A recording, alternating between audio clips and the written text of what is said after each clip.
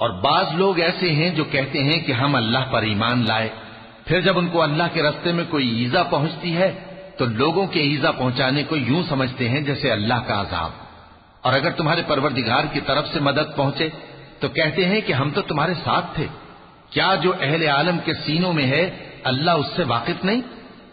اور اللہ ان کو ضرور معلوم کرے گا جو سچے مومن ہیں، اور وہ منافقوں کو بھی معلوم کر کے رہے گا، اور جو کافر ہیں وہ مومنوں سے کہتے ہیں کہ ہمارے طریقے پر چلو اور ہم تمہارے گناہ اٹھا لیں گے، حالانکہ وہ ان کے گناہوں کا کچھ بھی بوجھ اٹھانے والے نہیں۔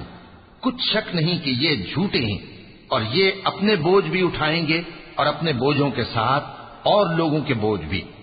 اور جو جھوٹ یہ لوگ گھڑتے رہے قیامت کے دن ان کی ان سے ضرور پرسش ہو۔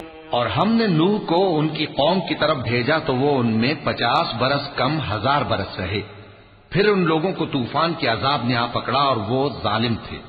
پھر ہم نے نوح کو اور کشتی والوں کو نجات دی اور کشتی کو اہل عالم کے لیے نشانی بنا دیا۔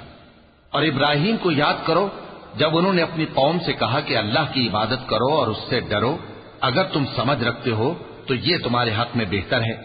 تم تو اللہ کو چھوڑ کر بتوں کو پوجتے اور جھوٹی باتیں بناتے ہو۔